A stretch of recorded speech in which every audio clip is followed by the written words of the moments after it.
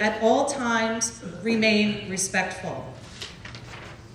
Recording and or live streaming are prohibited in these breakout groups. Let's be present. It is the role of the breakout group moderators to remain neutral. The moderators are there to help. Police chief, and you'll notice that while I've a distinguished and some would say good-looking gentleman next to my Thank you, George. My left, it's not Howie Phillips. It's actually not my police chief either. It's Lieutenant Steve Chernick, and unfortunately, Chief Ray McCullough had a death in the family. His mother passed away earlier this week. So I asked that we just take a brief moment of silence to remember the chief's mom and know that he's in our thoughts and they're in our thoughts and our prayers. Thank you. Again, we have a good contingent of police officers here. And before I begin my remarks, I just want to recognize Lieutenant Chernick and all the members of the Clarkstown Police and other law enforcement that are here that are participating today and available. Lieutenant Chernick actually heads up a very important unit within the Clarkstown Police Department that we established, the chief and I, back in 2018. And that unit was really, it's called the Clarkstown Cares Unit, and it was really established for us to make sure that we're doing everything that we can to reach out and to protect those within the religious and culturally important resources within our community. So the work of this unit is unique amongst any of the police departments, not only in Rockland County, but within the region. And the Clarkstown Police Department, through this unit, actually has identified every religious institution within the town of Clarkstown, every culturally significant institution within the town of Clarkstown. We've done outreach, we've compiled lists, contacts, we've done checks, we've done security audits, we provide additional services such as patrol checks, traffic control for major religious events and cultural events, and ongoing safety concerns. Active shooter training and additional training as well for the staff of those institutions to make sure that everyone's safe. And that's really the job of the police, and that's why all of our chiefs are here today, because when something happens in Rockland County, we can talk about it at a county level, but the response is local. The response is in the towns. The response is with the town police departments. When the incident took place in Muncie, between 15 and 20 officers from Clarkstown went up on mutual aid. People don't realize that. When we had the issue over in Felix Festa with a phoned-in bomb threat, a countywide threat was issued, a call-out was issued, and we had 90 police officers respond to Felix Festa. That's what happens in time of crisis, and I'm very grateful to all of our police chiefs, particularly the Clarkstown Police Department and Lieutenant Chernick. And let's give our law enforcement a round of applause.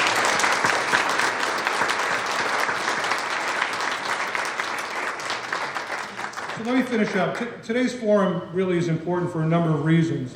First, we all have an obligation to work together to ensure the safety and security of all of our residents of Rockland County. As supervisors, we do this, and as I said, when something happens, it's typically the town supervisors and the police departments that respond first, and we work collectively together, and we work well together as a group of 5 supervisors. So that's really first and foremost, it's a safety concern. But second, we're really here to address the issues and concerns that have been raised by residents of our county on all sides. We must have an open and honest dialogue. Since taking office, I've worked to tackle some very real issues in our town, in our county. Issues of overdevelopment, code enforcement, taxes. In my town, while engaging in constructive dialogue with my fellow elected officials throughout the county, we've tried to tackle these issues collectively, but individually as well. This work is going to continue today. And this is why it's so important that we're here working together to engage the public and find areas of agreement, to identify the issues, and to work towards solutions to address these issues, as well as promoting a sense of unity to ensure that no one is a victim of a hate crime, anti-Semitism, racism, or violence. We need to come together and find common ground, and today's forum is the first of several forums that we hope as supervisors will be able to do that. Let me conclude with this. Earlier this morning, I was at a DARE graduation at Liberty Elementary School. Our DARE officer, Officer Peters, is actually here. And I was struck by his comments at that DARE graduation as he was addressing the parents. He talked about his first job as a DARE officer is bringing information into the classroom. But more importantly, it was to start a dialogue with those students that hopefully will become a lifetime dialogue. Hopefully that's what we're going to accomplish and achieve here today. A dialogue with people in small groups that may never have spoken to one another. A dialogue amongst people that can share their concerns and look together to find collectively solutions for those concerns. So thank you all for being here. I look forward to a productive day, and I'm going to pass the microphone over to Supervisor Howard Phillips. Thank you.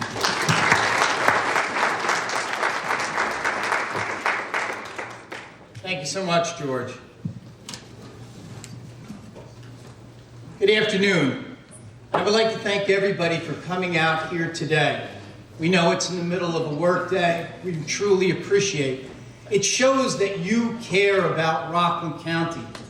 I would like to really thank Monsignor Nevin and Rabbi Jacobson for their beautiful prayers today.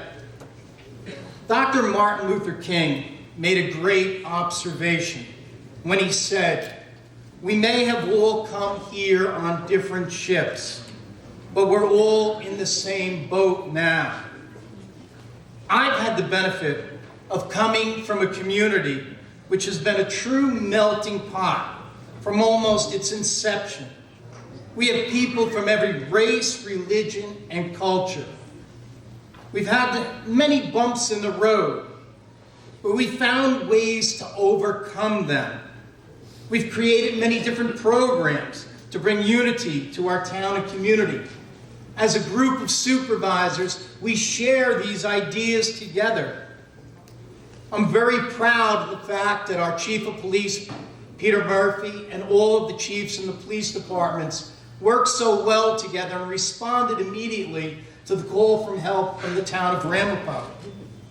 We've had town hall meetings, sponsored cultural festivals, programs that reach out to all the people in our community, including our youth, our seniors, and our families. It is our hope that you have come here today to find ways to bring unity and a dialogue that can overcome hatred and division and promote understanding and friendship. A wise man once said, "If you believe you can change the world, you will. If you believe that you are just one of the many, that's all you will ever be." Today, we have an opportunity to make Rockland better. We owe it to our children and our grandchildren. We owe it to those who have come before us, who made incredible sacrifices so that we could enjoy their benefits. I would ask all of us here today, let's work together to achieve a better Rockland. A Rockland that says no to hatred and fear. I am glad we opened with a prayer.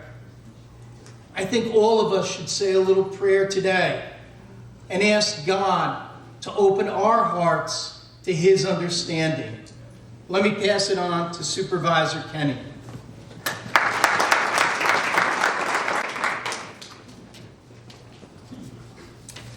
Thank you. For those of you who don't know me, I am Teresa Kenny, the newly elected supervisor of the town of Orangetown. With me here today, I have Chief Donald Butterworth. I was not yet in office when the horrific attack took place in Ramapo. But when I heard the news, I instantly thought of Mike Specht. He's an attorney, a friend, and someone I've known for many years, and thought just how horrible it must be for him and all the residents of Ramapo to be going through such a tragedy. As town supervisor, I understand the sense of responsibility each of us has for the people of our town. So when I got a call shortly after taking office asking if I wanted to participate with our 4 other town supervisors in an effort to combat hate and bring unity, I was happy to say yes.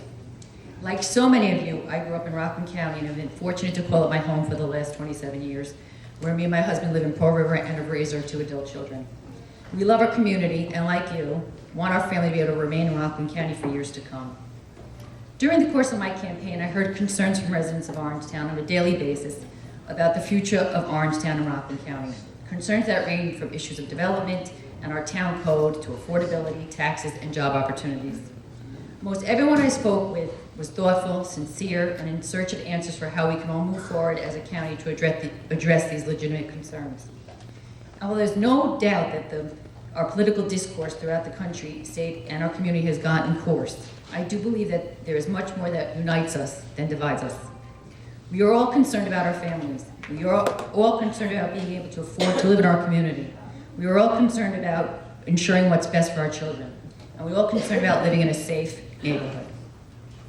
But in order to get to that point of unity and understanding throughout the county, I believe we must have an honest dialogue about legitimate issues and concerns. We must do so with respect for the diverse landscape that is Rockland County.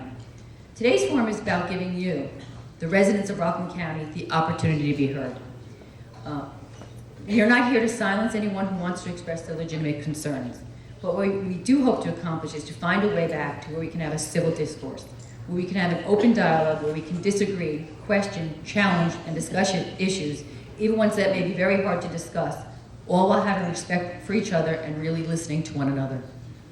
In today's society, social media plays an important role in our daily lives. It gives us an outlet to communicate with each other, to share important events in our lives, and to hold our elected officials accountable. But it's also created a situation where we talk at each other instead of with each other. It's my hope that meeting each other here today will break down those barriers and let us get to know one another. With that said, we all need to be open to taking criticism from others at face value and not resorting to name-calling as a response.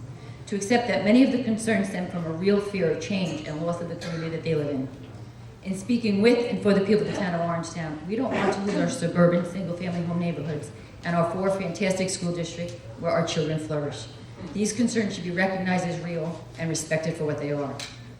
I understand that it will take more than a few meetings to resolve the tensions that have been growing in Rockland County over the last many years, but we need to start somewhere, and I believe that getting to know one another and discussing our concerns and hopes and potential solutions is critical to creating unity and understanding throughout the county.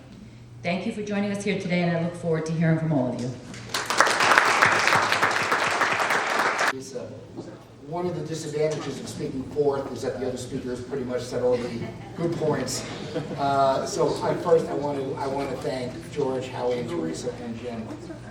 It's been a pleasure to work together with the supervisors of the other towns in this county.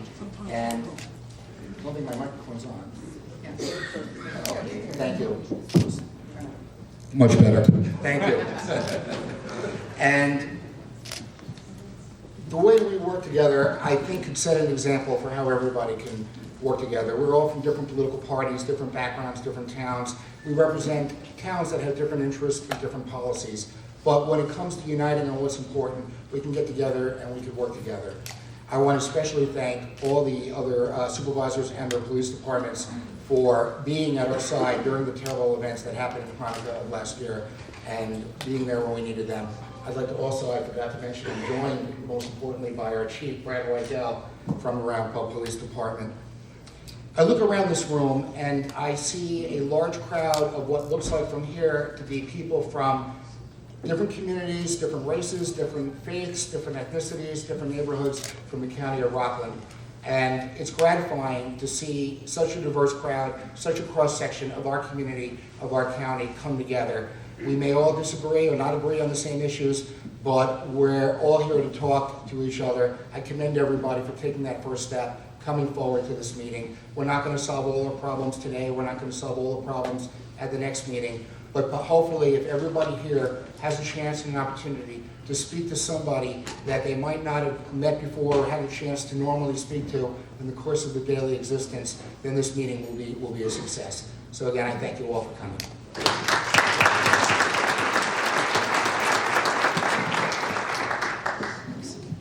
Good afternoon.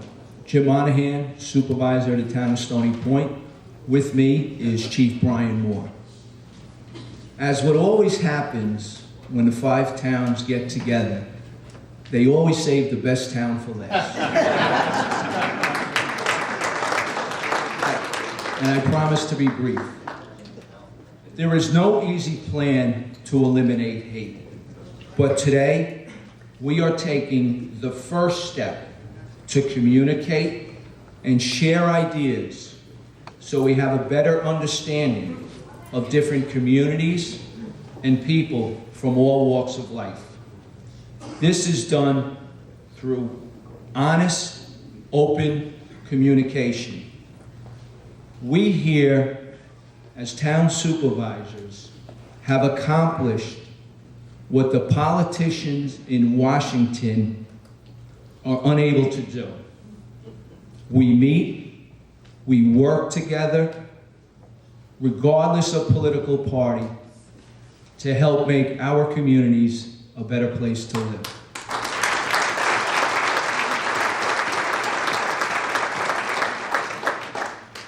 Today, you have the unique opportunity to speak honestly and openly, and we are here to listen and learn. And I just want to thank you all for coming out and participating. Thank you.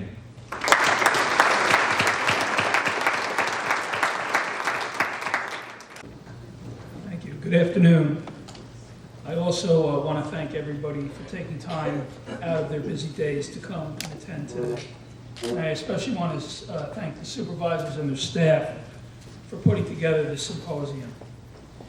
As I speak, every police officer working right now in Rockland County is doing their best to protect and serve their communities.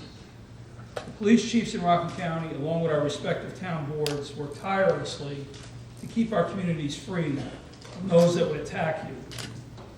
We all care deeply about the people we serve. I, along with other law enforcement leaders present today, look forward to the discussions ahead. I encourage you to speak with us to get our perspective on the issues as well. We want to hear from you about your concerns related to the issues at hand. Finally, we need to know what ideas you may have for us in law enforcement that could help us better serve our communities. Thank you.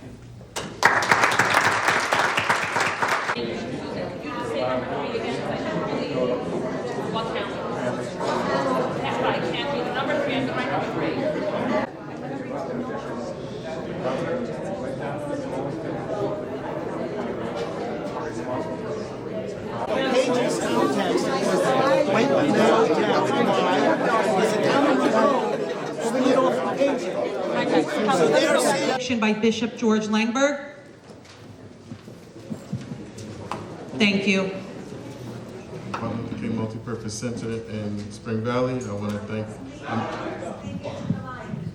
I'm Nathan Mudgett. I'm the Executive Director of the Martin Luther King Multipurpose Center in Spring Valley. I want to thank Supervisor Holman for inviting me today to act as a moderator at this event. And I want to thank Group 2's participants for being willing to share some honest opinions. One of the main things that came out of our group was they were concerned about illegal housing and renting, and more importantly, how that impacts property values, schools, neighborhood composition, and voting. There were a lot of issues surrounding that, everything from people who are not of the neighborhood voting to developers being benefiting from changing the compositions of neighborhoods.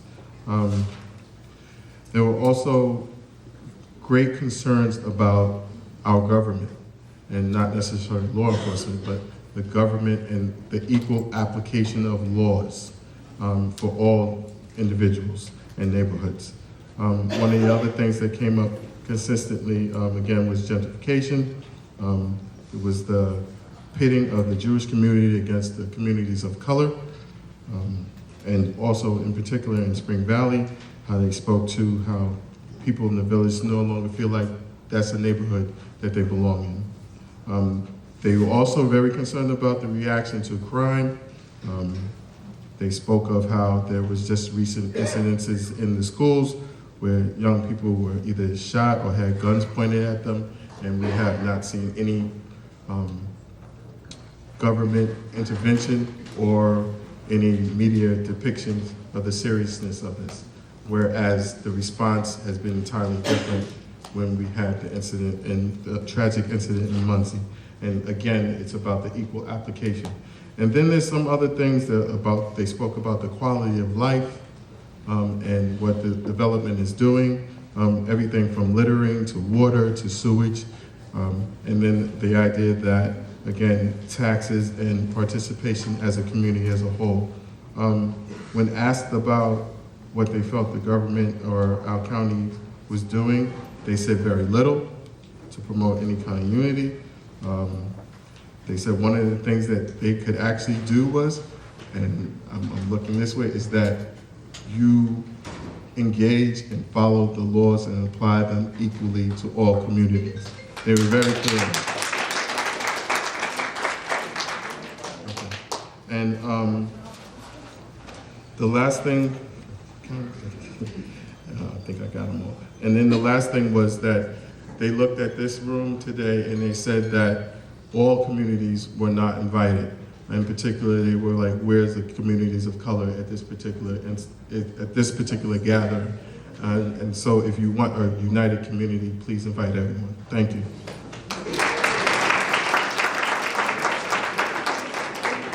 Representing groups 15, 14, 13, and 12. First, I really have to thank my group because they sort of chose me to be the moderator. It was an ad hoc group. I want to thank the people that were very diverse in my group who came out and spoke. I have to draw attention to the one person who was from the ultra-Orthodox community who came out and said that he feels there's hatred against him because of the way he's viewed in being associated with a community that either has a good name or a bad name. And the same held true of the people of color within my group who had the same comments on that side. The major problems that they spoke of were similarly to the other two groups that have spoken, overdevelopment, improper enforcement of laws, and what that came down to was a real true belief that political contributions are governing how the community is being treated, how the laws are being enforced, and whether or not they're being enforced equally. There is a real perception that if the developers are paying for the government, the developers are getting the rights that nobody else is getting, and it is the underlying cause of the hatred in this room, or the hatred that's expressed between the people that are here to speak and try and fix this problem in this room. That flows down to the school. There was a story about a basketball game where one of the districts went to play at East Ramapo, a basketball game. East Ramapo was once the best basketball team, and they didn't even have a ball to play with. The board did not have a blown up ball.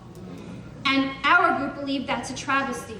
And it builds resentment. It builds a hate, even if that hate is by perception. And it was the gentleman in our room who said that he had to move because he was perceived as one of the people who had disenfranchised another community. And that shouldn't be happening. So a lot of what was discussed was all about perception, how we perceive one another, and how the overdevelopment, the lack of money, the increase of taxes because of this, the improper enforcement of laws is creating an improper perception. So now we move on to social media. One of the comments fairly said was that the children are suffering as a result of what the adults are saying on social media. This is not only on sites that are geared toward, multi-groups, but it's also on the Jewish sites, the sites that are not written in English necessarily. That the kids are suffering for the adults. The kids are being bullied within the school systems for the adults, and the kids are being judged by what the adults have to say. And that as adults, we need to set a better example for our children. Another comment was that we have to think very carefully about the words we use. Because I addressed the community using one word and was told that might not have been the appropriate word. That we have to be very, very careful about being sensitive to one another and the words we use to describe them. Meaning each other, not they, not us, not we, but all of us together. One woman mirrored what the rabbi had to say, and that is that we are all born in God's image. And as such, we should be viewed together and apart in God's image as well, by one another, for one another, to one another, and within the community by one another. The next comment was law enforcement. There is a belief that law enforcement is not applying the laws appropriately within every community. And whether that's a function of donations, whether it's a function of money, whether it's a function of apathy, which was a word that came up, that the belief is that the law enforcement community is not treating all the communities alike. And if the law enforcement community is viewed as not applying the laws equally, there's going to be hate, there's going to be resentment. that hatred is a function of who we are as human beings. So if we understand that hate exists and that hate will exist, but we learn how to temper it and to be sensitive to it and to learn to understand one another, that'll be possible. But it will not be possible if the people in this room and the communities that they represent do not feel that they're being treated equally. It just won't be possible. Thank you. You don't want me going up those steps, sir. Now we'll be here till 6 p.m. Okay? Supervisor Monahan, thank you for inviting me. I appreciate it. You owe me a nice shot of scotch. Okay? Our group was a diverse group. We had great input. It was the sentiments that were said here before echoed our group as well. There's a perception that laws such as zoning and building are not equally applied. There's a sense of preference for certain communities. On the flip side, those that are of the religious community feel that it's outrageous to the conception that taxes aren't paid, or if they visit a park, they're asked for ID, and perhaps others aren't, so they feel they are being singled out. There's also, as it was mentioned here before, regarding education, feeling that the boards of education are not reflective of all the students in the community, thus not giving the services and the needs of those respective students. But at the same time, as I was sitting there listening to everybody, trying to juggle some control, and everyone did cooperate. You know, at the beginning, there was a gentleman in the group, EMS with, I believe, Muncie, and he was talking about his wonderful cookies. And, you know, the reason I mention that, sometimes just sitting down and breaking bread together before you engage in a discussion helps to facilitate a proper discussion. You know, so you have a little bit more knowing at each other, where you can still voice your opinion. I'm not saying to hide from it. Listen, I'm not happy with this, and this is the reason why. You know, I built a house and had to follow all these guidelines, and then I may perceive something down the road, didn't. But have that honest discussion. But sometimes breaking bread, getting to know your neighbor better is so important. We had a member of our group state that she lives in the town of Clarkstown, and she says they're asking us to, you know, people say be engaged in the community, but a lot of events are on a Saturday, and that's a day of the Sabbath. So that was actually taken as something into consideration. You know, how can we get more people involved and feel welcome, and how can we have those honest discussions and really let people speak from their heart and what they genuinely feel? Is it discriminatory to say, I would like to see equal laws apply across the board to everybody, at the same time respecting everybody else? And I truly agree with something like asking for ID in a park. If you are going to do that, I believe it should apply to everybody, irrespective of what they may look like.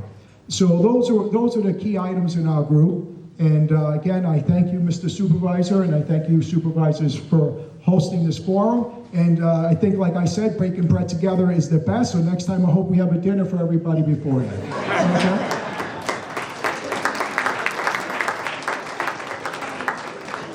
Pastor of the Clarkstown Reformed Church, and I want to thank Supervisor Holman and all of you, really, for bringing this really wonderful group together. It's a lot of good work is being done here. It's a beginning, but it's good. I will try to stay within my 3 minutes because I am a rule follower. I'm a rule follower, and because of that, I will speak into the microphone better too. Of the three major issues that our group surfaced, one was just misunderstanding based on bad communication or poor communications. And those poor communications are rooted in a lack of opportunities like this. A lack of opportunity to come together across various lines and divisions and get to know people as people. And if we don't do that, and if we triangulate, you know, I've got a problem with George, I'll tell the chief. You know, that doesn't solve anything. Honest communication involves me talking to the bishop and saying, I like your hat. Or I don't like your hat, whatever I say. So better opportunities to do something like this, not triangulate. First issue we surfaced. The second was social media. And the dissonance that social media can create because it's a depersonalized way of communication. It's like road rage, you know? I can be really mad at the guy in the car. I can turn the inside of the car blue with my language because that person in the other car isn't the person to me. It's a machine. And we would never say the things we say or do the things we do to people face to face. Here, here. So there's an ethic of the face. There's that face-to-face relationship over, right? So more opportunity. Again, I guess this plays into communication again. More opportunities to communicate as people. That to go back to the rabbi's image of God, in which we are all made. And the last big issue that we surfaced. Well, we did 3, so we're not so much rule followers after all. Or let me call us overachievers. The overdevelopment and poor application of the zoning laws. So that created a lot of anxiety within our group because of the feeling of encroachment, of a changed Rockland County that looks a whole lot different than it does now. Oh, I've got 15 seconds left. So maybe I really would be a rule follower. And the last was unequal treatment between diverse groups, the perception that different groups are treated in different ways for different reasons, I suppose. And that's a perception, but it's a real perception. Can I just say a few positive things? Please? No, we have to really... okay. We have great positive things, though, too, and I would love to share them with you at some time. George, I'll tell you all about them.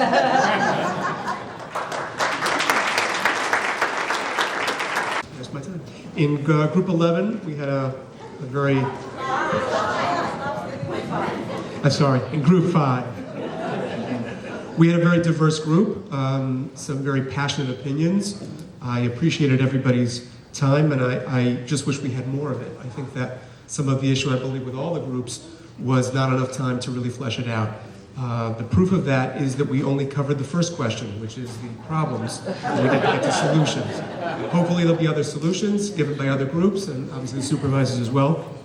I want to thank Supervisor Speck for giving me the opportunity to moderate the group. It was a learning experience, listening and not speaking. So let me just give you the short list of bullet points that we went through of the speakers. We had a pretty large, as I said, and diverse group. They talked about affordability and property values, traffic congestion throughout the county, the importance of getting to know each other, additional funding needed for mental health, zone changes in Ramapo causing issues, harassment of neighbors, civic excesses and civic abdication. They spoke about diversity on school boards, particularly East Ramapo.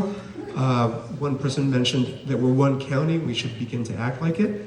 More communication and less demonization is required. One individual spoke about poverty and hunger issues. There was concern over changes that might be coming to the Suffern Central School District. The need for more honesty and to stop the false narratives that are said about various communities. Overdevelopment was discussed and educational issues. We have to have more respect for different cultures. The illegal housing and enforcement issue was brought up. Distribution of school funding, media misrepresentation of various issues. Political corruption was discussed. The unsustainable chaos in Ramapo was one of the issues brought up. Two-tiered society, block voting, the high birth rate. The towns need to do more to stop the hate. This is in no order other than the order at which it was said. Towns need to do more to stop the hate. Social media divisiveness, which we can all agree on. Get to know each other and respect. The changing demographics in the area. We need to do more to plan for growth. There's rage at neighborhood busting. We need more respect for the rule of law. But I think the most important comments that came in between were the need for increased dialogue and communication, something that the rabbi said at the beginning, and I want to repeat that. I think that's the most important thing that we can take out of this meeting today, the need for more dialogue and more communication. Thank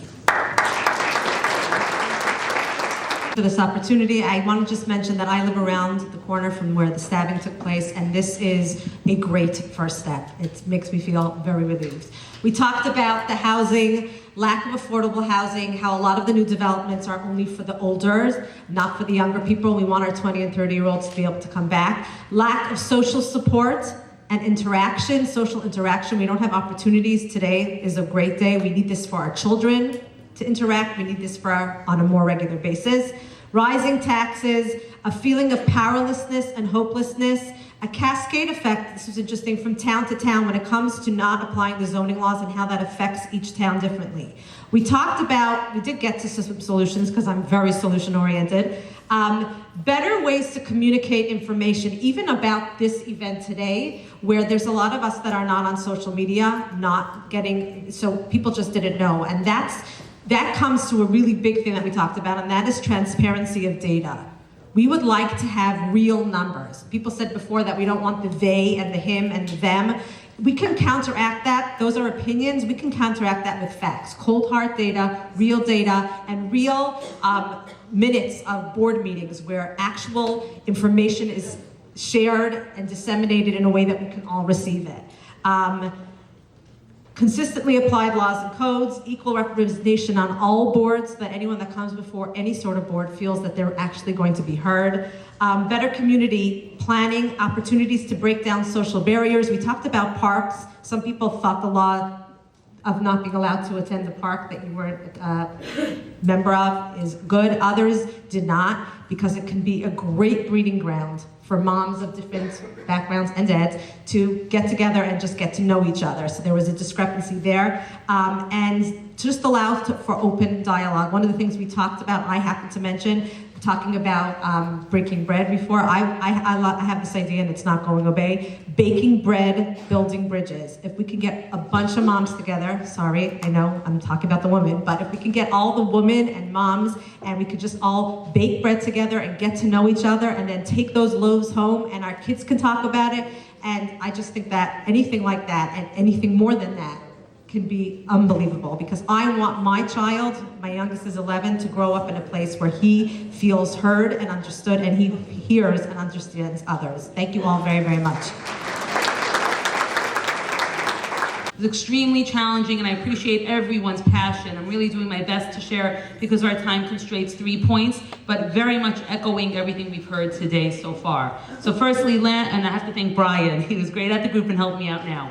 Land use issues and legalities. I can see it's okay. One of the things, and then lack of learning about each other from the point of when people are, children and young in school, and lack of civility amongst different communities of people together, and a huge issue with misinformation, disinformation, ignorance, and how do we, what do we do about that? There were many issues. I'm only picking out 3 of them, and really diverse, but echoing everything that we've heard till now. In terms of and we also spent the most time on number 1, and in terms of number 2, most people felt that there wasn't much being done. And so the question is then number 3 was where the long list is. 1 is obtaining data and sharing facts, respect of laws and code enforcement, talking about things being more equal amongst the different towns, and having collaboration amongst the different communities. So whether it's in housing or working together or children in school, all those different kind of things, and really learning about each other. I see the word diversity came up in like 5 different things: county-wide planning, statewide planning, and housing open to all. Thank you everyone for your time, and I just hope everyone gets a chance to work together more. Thank you. Group 7, and or did we do 10? 4. Group 7 to start. Thank you. I would like to thank Supervisor Monahan for inviting me to participate in this. And Jim, you can meet me in the car out in the parking lot for those 2 Super Bowl tickets. One word that characterized our group was passionate. Very, very passionate on all sides. Some of the highlights: a lack of transparency on several levels, especially political and religious. There's not enough information out there. How decisions are reached, overdevelopment, how planning boards and zoning boards make their changes, and the belief that not all zoning laws and planning board are following the same rules for everybody. The lack of communication between all groups, lies, falsehoods, half-truths, hate-filled social media. One of the biggest problems is the hate that you find on social media. At the end, a couple of recommendations. One, there was a thought to having a town-only meeting for each group. Just talk about the problems that town residents talk to other town residents about. And at the end, we came to the conclusion that yes, this is indeed small baby steps. This is only the beginning of a process. And to quote Gandhi, we all have to be the change we want to see. Whenever we are in a social situation where hate-filled language and lies and half-truths are said, each and every one of us has to stand up and say no more. Thank you. Extremely diverse group. We had a 93-year-old whose grandmother was freed by President Lincoln. We had members of the group who were in Rockland County for over 100 years. We had new residents of Rockland County, Christians, Hasidim, professionals, retirees. It was an extremely diverse group, and really the feeling in the room was not anger at all. It was frustration, and people were upset. And everyone was looking for change, and it was refreshing, and it was heartwarming, and I was really proud to be in that room. Generally, we had the same concerns as anyone else who mentioned concerns today. Rules not being equal for all communities, bus safety was a big one. Social responsibility and the impact that's going to have on Medicaid, zoning and code enforcement, political corruption. There was concern that a lot of broad statements are made.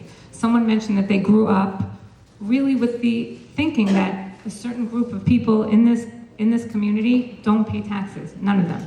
Or that all the schools, which was said in the group, that all the schools and the private schools that are proliferating in the community, none of them follow fire code, and none of them are meeting with the educational standards that they should. And of course, we know those broad statements aren't true. Where are they coming from? And on the other end, people were saying anytime I voice a concern, I'm called a bigot or a hater. So there's no forum for anyone to say how they feel and possibly be corrected. Of course, that leads to the social media issue, which probably can lead into some of the solutions. Perhaps if we had open forums where education for all of us could be more open, and we can express what we know as facts and truths to each other, then we wouldn't need social media to say the things that we feel we want to say, whether they're true or not true. Some other solutions were a suggestion for term limits in government, and interestingly enough, many of the people in the group felt that our towns are not working together, and that there are so many different interests and different types of communities in all of our towns, that if we work together perhaps, and there was better communication within the town governments, we would come up with better solutions. Thank you for letting me be here.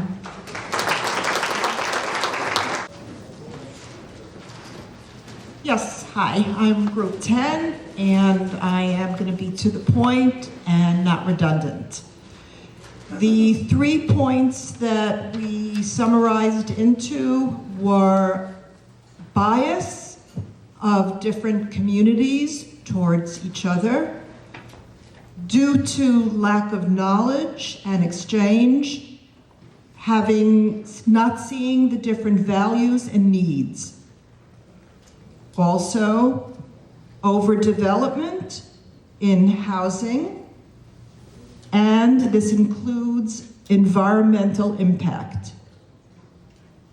And rules and codes of townships, all the townships, being followed and enforced. Thank you. Comment that came out of our group, Group 4, was that, boy, this is a good start. This effort here on the part of our supervisors and our police chiefs is an excellent start for what needs to be done in our county. So I'd like to take the opportunity to thank my supervisor, Michael Speck, my police chief, Brad Wydell, for their part in this forum. Well, a lot of the things that my group had to say were essentially the same things that everyone else is saying. So I'll just go quickly down the list. Well, East Ramapo and what has happened to the East Ramapo School District, going from in the 60s and 70s to one of the premier school districts in the country, to a school district that is substantially needy today, and the sense that, that was a big concern. There's concern that taxes were too high, that overdevelopment was an issue, that traffic and a sense of encroachment folks are feeling.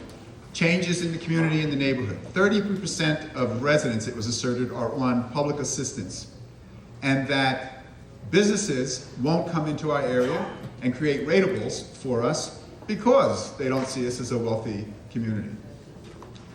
There's a sense of folks feeling isolated from their new neighbors.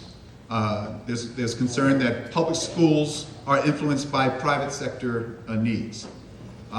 There's a question of the financial allocation of monies in public schools. Elected representatives not properly representing their community. Not sure where that goes. And of course, code enforcement came up as an issue. That the laws are on the books, they need to be enforced. In terms of solutions, as I said, the first comment was really in the solution category, and it was this event. But communication was the big response, the need to communicate more. Make sure I miss something up here. Oh, yeah, this form. The need to communicate more interaction between public and private school sector among youngsters, among children. It was pointed out that, I guess in our high schools in East Ramapo, they'd have sessions where high school students in the private sector and in the public schools got together on various projects. And that, that was sort of a communication enhancement opportunity. Again, more interaction between public and private schools, the younger generation, welcoming more business to generate more income, get those ratables in so we have more resources to support both our schools and our public sector resources. More opportunity for multi-faiths to interact. It was pointed out that some synagogues and Christian schools have gotten together and created programs that enhance communications, create a better sense of knowing who one another is. That whole image issue that we talked about at the beginning of the session. And that's 3 minutes. And bottom line, we have to teach tolerance.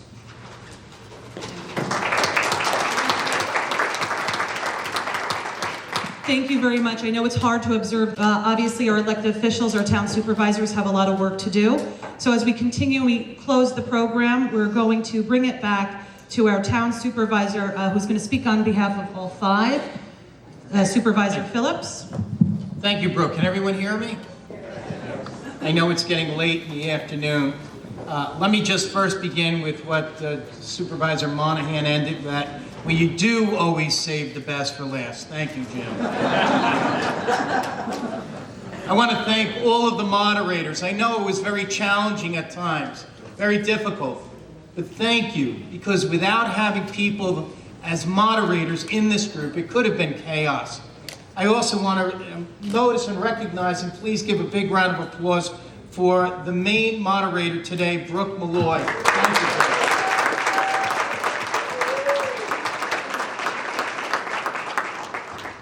Let me thank the clergy who set us on the pace that we were directed today. In advance, let me thank Bishop Langberg for his closing prayer, which we will give it in just a few minutes. Most importantly, on behalf of the supervisors, let me thank everyone who came out here today. You came out because you care about Rockland, about now and about the future of Rockland. Each of us supervisors have pledged to continue to open up these forums, to get more people involved. It's so important. I love that quote by Robert F. Kennedy, and I've used it often, where he said, "Some people see things as they are and ask why. I dream of things that never were and ask why not." So let us all ask ourselves today, why not? Why not a better unified Rockland? Why not share our differences and work to unite Rockland? And why not right now? Not tomorrow, not next month, not next year, today. Let us all pledge. We are here together. And whether you had differences or not, we're here together to unite one another, to bring about a greater understanding. That's what we all want. We're all going to live together. It's better if we work together now. So I'm going to ask everybody, today is the beginning. Spread the word. We heard a few people say that we didn't know about the meetings. Let's get that word out there so that everybody knows. Everybody in Rockland who cares and wants to be part of this is. Thursday, April 30th, 7 p.m. Tentative date, tentative spot, location is the Nanuet High School. And let me conclude by just saying, because we've heard so many of the clergy say, let us ask the Almighty to give us a greater understanding, to open our hearts and minds to what is right according to His will and what is best for all of us. Thank you, everyone, for coming out here tonight. We just have, excuse me, we have 2 more items on the agenda very quickly, and we would like to... And made in His image. Let us pray. Almighty God, we have come together today in response to recent events deeply troubling to us all. Building on the dialogues begun here today, give us grace seriously to lay to heart the great dangers we are in by our unhappy divisions, and be with us and guide us in the weeks and months ahead as we seek to reconcile them. Take away all hatred and prejudice and whatsoever else may hinder us from godly union and concord. Save us from violence, discord, and confusion, from pride and arrogance, and from every evil way. Help us find ways